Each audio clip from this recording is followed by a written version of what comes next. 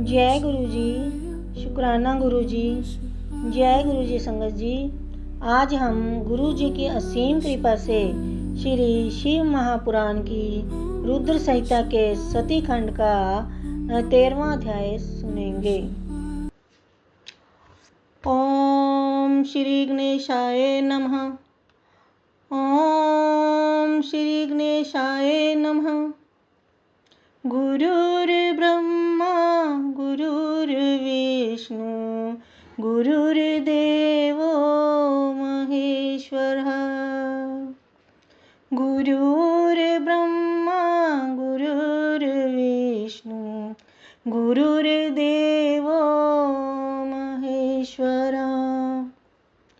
गुरुर्साक्षात् परब्रह्म तस्मै श्री गुरवे नमः। गुरुर्साक्षात् परब्रह्म तस्मै श्री गुरवे नमः। ब्रह्मा जी की आज्ञा से दक्ष द्वारा मैथुनी सृष्टि का आरंभ अपने पुत्र हर्यश्वों तथा सबलाश्वों को निवृत्ति मार्ग में भेजने के कारण दक्ष का नारद को शाप देना। नारद जी बोले, हे ब्रह्मा, हे विधेय, हे महाप्राज्ञ, हे वक्ताओं में श्रेष्ठ, दक्ष प्रजापति के घर चले जाने के बाद फिर क्या हुआ, यह सब वृतांत प्रीतिपूर्वक कहिए। ब्रह्मा जी बोले, हे नारद, दक्ष प्रजापति ने अपने आश्रम में जाकर प्रसन्नचित्त हो मेरी आज्ञा से बहुत सी मानसी सृष्टि की, किंतु उस प्रजा सृष्टि को बढ़ता हुआ ना देखकर दक्ष अपने पिता मुझ ब्रह्मा से कुछ कहने लगे। दक्ष बोले, हे तात, हे ब्रह्मा, हे प्रजानाथ, मेरे द्वारा बनाई गई प्रजाएं बढ़ नहीं रही हैं। मैंने भली प्रकार से विचार कर देख लिया है कि मैंने जितनी भी सृष्टि की है वह उतनी ही है। हे प्रजानाथ, मैं क्या करूं? यह मेरी प्रजा किस प्रकार बढ़ेगी? आप कोई ऐसा उपाय बताइए जिससे प्रजाओं के सृष्टि क्रम का विस्तार करूं।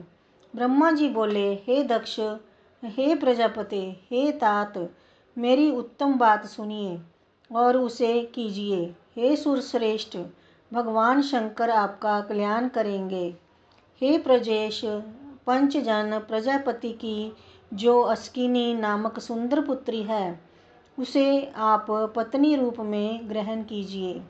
अभी तक आप पत्नी रहित होकर धर्म आचरण करते रहे हैं, किंतु इस प्रकार की पत्नी में मैथुन धर्म से प्रवृत्त होकर जब आप सृष्टि करेंगे तब प्रजा बढ़ेगी। ब्रह्मा जी बोले, हे नारद, तब दक्ष प्रजापति ने मैथुन धर्म से प्रजा सृष्टि करने के लिए मेरी आज्ञा से वीरन की कन्या के साथ विवाह किया।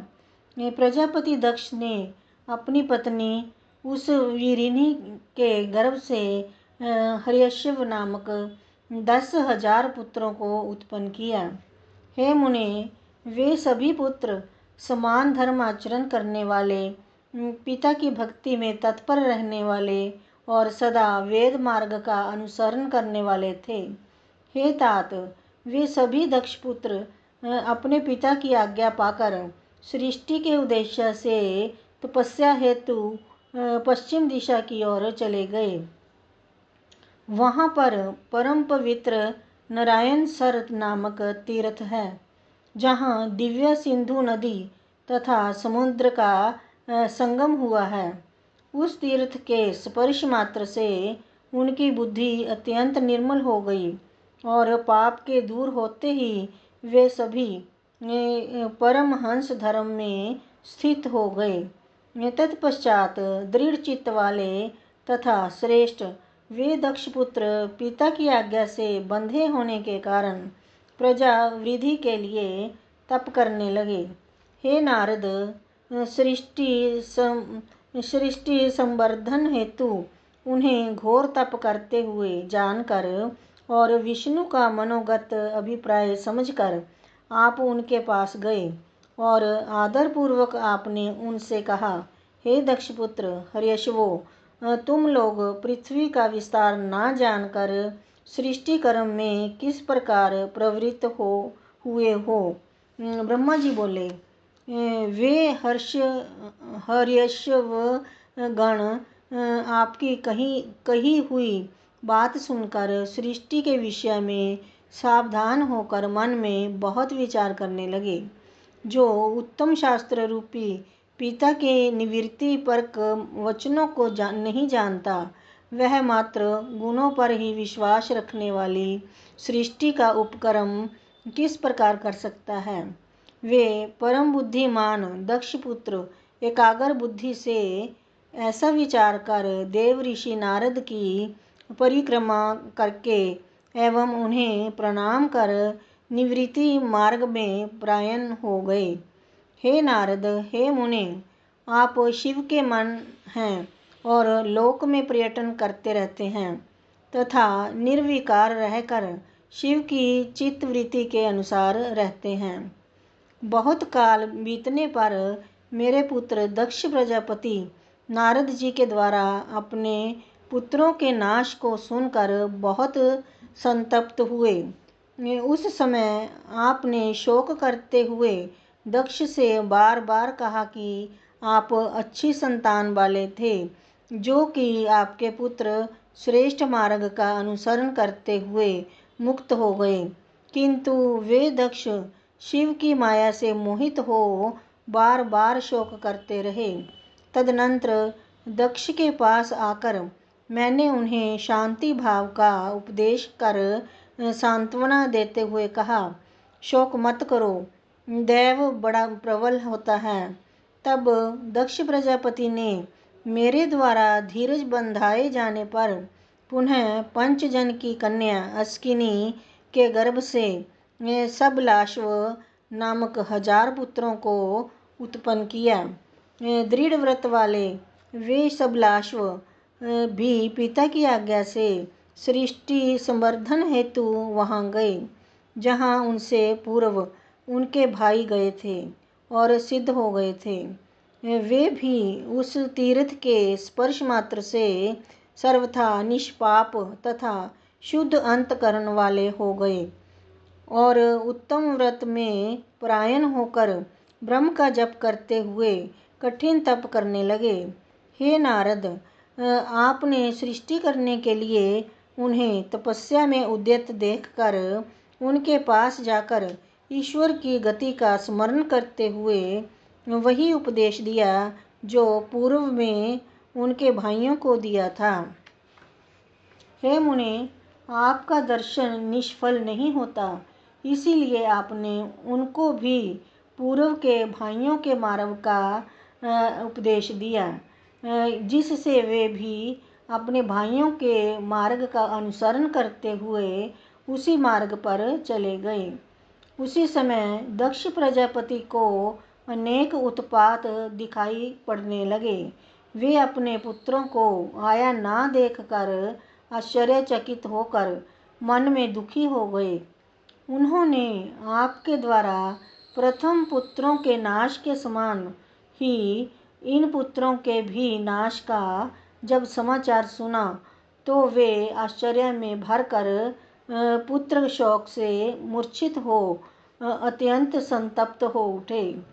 वे दक्ष आप पर कुपित हो गए और कहने लगे कि यह नारद दुष्ट है।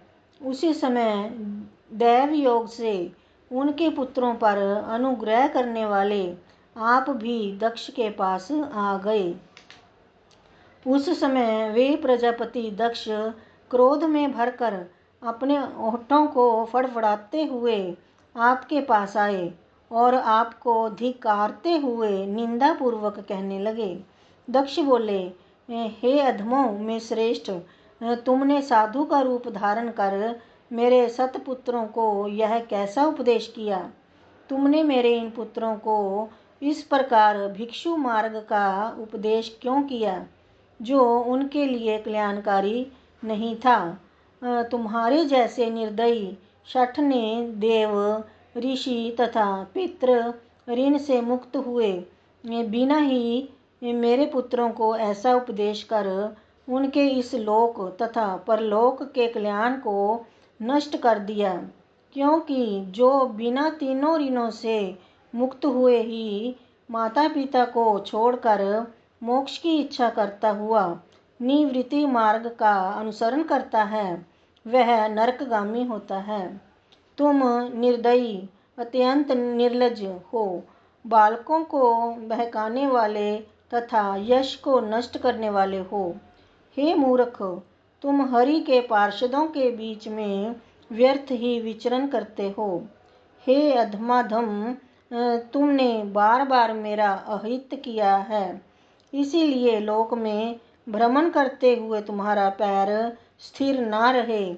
इस प्रकार शिवजी की माया से मोहित हुए दक्ष ने ईश्वर की इच्छा को नहीं समझा और सज्जनों के मान्य आपको शोक संतप्त होकर शाप दे दिया। और हे मुने, निर्मल बुद्धि वाले, आपने भी दक्ष प्रजापति के इस शाप को ग्रहण कर लिया। हे ब्रह्म साधो, ऐसा साधु स्वयं इस प्रकार के अपकार को सहन कर लेता है। इस प्रकार श्री शिव महापुराण के अंतर्गत द्वितीय रुद्र संहिता के द्वितीय सती खंड में दक्ष की सृष्टि उपाख्यान में नारद शाप वर्णन नामक 13वां अध्याय पूर्ण हुआ। जय गुरु जी। ओम नमः शिवाय। शिव जी सदा सहाय। ओम नमः शिवाय। गुरु जी सदा सहाय। जय गुरु जी। Om Namah Shivaya. Om Namah Shivaya.